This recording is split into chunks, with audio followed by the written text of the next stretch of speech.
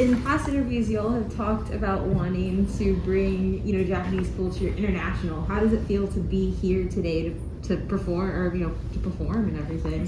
そう、過去のインタビューでは、その日本文化を海外に持っていきたいというか、その海外で広めたいみたいなことをおっしゃったと思うんですけど、もうそれ今できてるじゃないですか、このクランチロールエクスポで。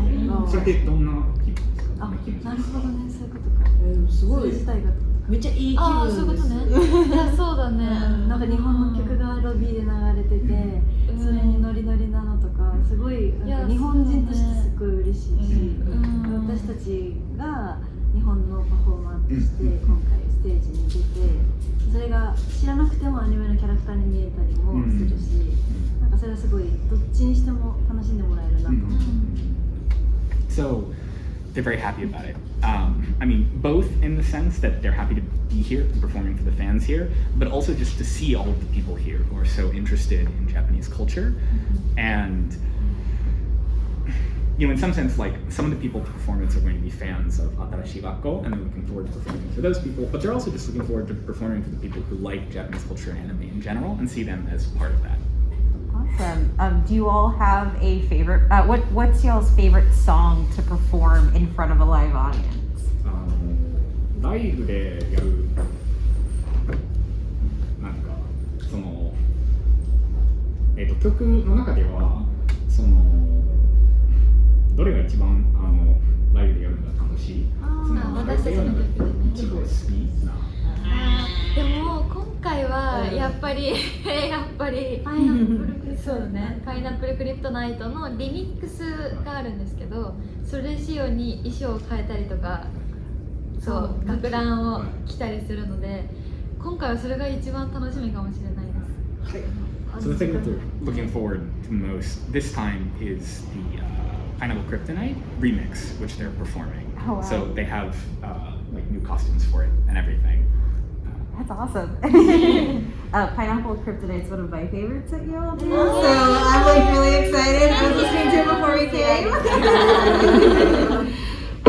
I also wanted to ask, so like if you look at like the Pineapple Kryptonite video, they're so humorous, there's a lot going on, but y'all's dances are still like at the same at the center of the music video as much as like the alien. When you make music videos, how do you balance the big stuff and the dances and the smaller pieces too of the performance? そのパイナップルクリプトナイトのミュージックビデオで結構そのユーモアというか遊び心が結構入ってるんですけど、それと別でそのダンスをしっかりやっていて、でそのミュージックビデオを作るときにそのなんていうんですかね、その遊び心とその真面目なダンスとか、その真面目な歌とかでそのバランスどうやって取ってるんですか？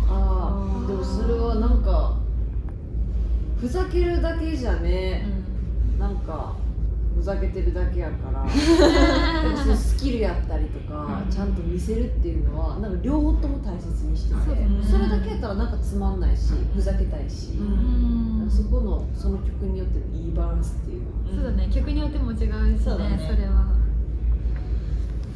So that balance is really important to them. You can't make a good music video by just messing around. If you don't mess around at all, it's less fun. So they put a lot of thought into the balance, and it also depends on the song. I think there's like a different right balance for different songs. What are some of y'all's inspirations to your visual style as well as your dance style and your music style? Because they all seem to be very different, but very cohesive and chaotic and fun. ビジュアルっていうか多分その、衣装とか映像とかとあとダンスと音楽、それぞれなんかどんなのに影響を受けてるんですか？新しい学校として存在する私たちはなんか影響を受けてるというよりかは私たちが生み出してるものっていう感覚の方が近いとは思ってて、なんか一人一人個人で見たらやっぱりプライベートでなんか影響されてるものとかそれぞれあったりするけど、4人のこの世界観は、まあ、4人だったり4人の周りにいるものでなんとなく勝手に生まれていくものというか、そういう感覚の方が強いですね。So individually, they all have hobbies and have different things that they like, and of course that influences them to some extent. But primarily, the things that they make as a group are really things that are sort of fundamentally new and born out of their work with the people around them and sort of their preferences and what feels right to them. There's not a lot of direct influence, I think, on their work as a group from other things. How did you all decide on the uniforms as kind of your stage presence and performance? How did you decide that? 衣装なんですけど、どうやって、この衣装に決まったんですか？これは最初本当結成した時からずっとこのスタイルでやってるんですけど、最初始まった当初は3人が中学生1人が高校生っていう状態で、等身大の私たちを映すためのこの衣装になったんですよ。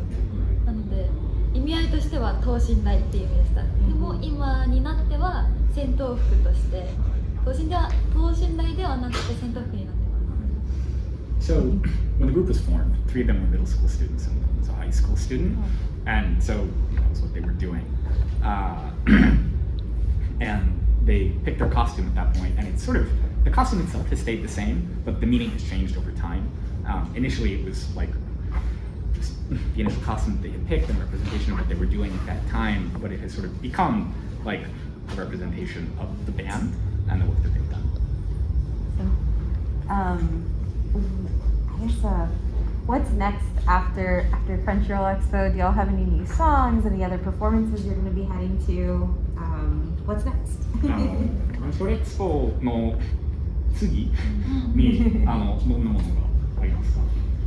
新曲でもいいし、その次のライブでもいいです初めて日本以外でワンマンライブをサンフランシスコと LA でするのが私たちの今の一番大きなライブで、それが一番楽しみ。これ LA で次でやってるんでしたっけ？まだ LA でヘッドインで踊ったフェスに出たことあるけど、ソロショーをするのは初めて。だから私たちのためだけにお客さんが来るっていうのをすごいどうなるんだろう。So they're headlining in San Francisco and then LA.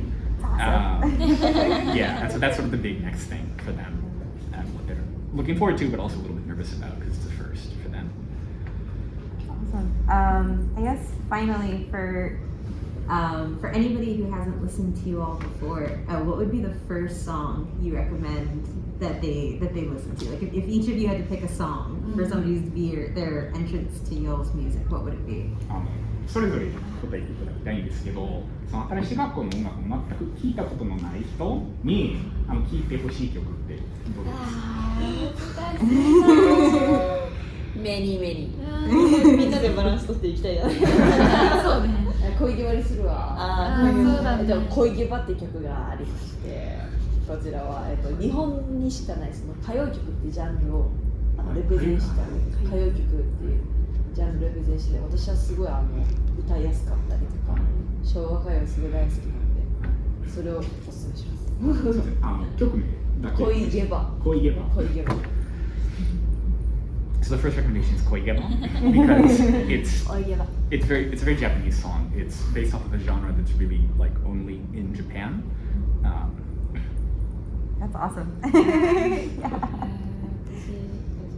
ナイナイにしようかな。ナイナイナイっていう曲で、この曲は私たちが88ライジングと契約して、アメリカ世界デビューを果たす1曲目の曲なんですけど、なんかそのアメリカとかその世界に曲を届けるっていうのを意識した上で初めてちょっとヒップホップっぽいサウンドに挑戦したっていうのもあるし、歌詞とかにもありがとうとか、なんか海外の人が聞いても分かるような日本語が組み込まれてて、かっこいいね、かわいいねとか、なんかそういうキャッチーな部分でちょっと分かりやすく、あれなんかこの日本語聞いたことあるっていうのが楽しく耳に入ってくる曲だし、楽しくなれる曲なので聴いてほしい。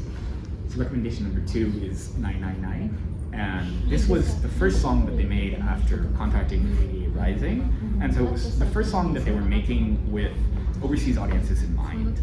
So it was the first time that they had really sort of added elements of hip hop, and also they worked to make sure that at least some of the Japanese in the song was sort of intelligible to foreign viewers and people who were, maybe knew a tiny bit of Japanese but didn't really speak Japanese.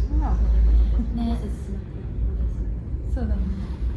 私は恋文っていう恋文ラブレター恋文っていう曲をおすすめするんですけど、この曲をまず選んだのはこの曲がすごいアニメの曲っぽいんですよ。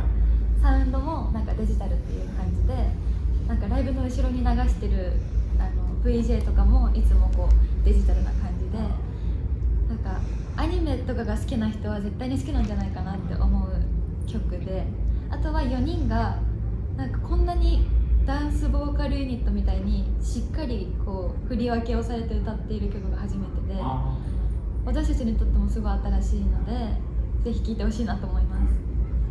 恋海So number 3 is Koi Bumi. And there are a couple reasons.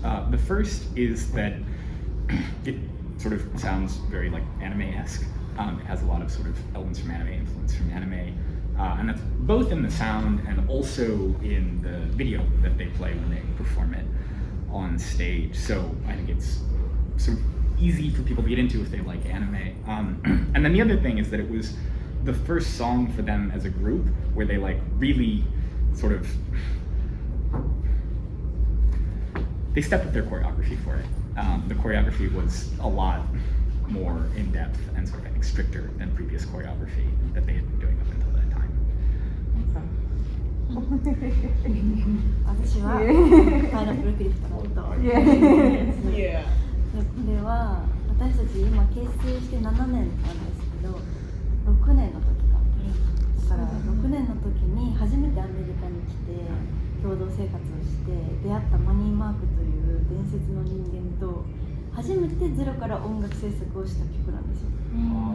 だからすごい私たちからしても思い入れも深いし、音楽の仕組みとか楽しさとかを学んだ、また新しい気持ちで学んだ最初の作品ですごい思いも強いっていうのもあるし、私たちがそこでした振り付けとか歌詞とかにも漠然とした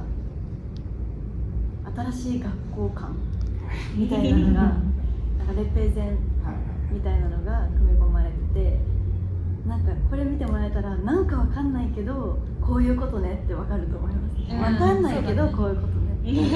何言ってんの。So the final recommendation is Pineapple Kryptonite, and the reason is that they about a year ago they came to the US as a group, and they made this song from scratch with what did you say? マニー・マーク。マニーマーク。マニー・マーク。ビースティーボーイズの音楽。なるほど。はいはい。With Money Mark, I guess the person who did music for the Beastie Boys. Yeah. And it was the first song that they had sort of made from scratch as a group. And in particular, they feel that it's pretty representative of the kind of music that they want to make and sort of the way that they want to be seen as a band. If you're going to listen to one song and try and understand what Atarashii Gakko is as a band, this is the song to listen to. Thank you all so much for your time.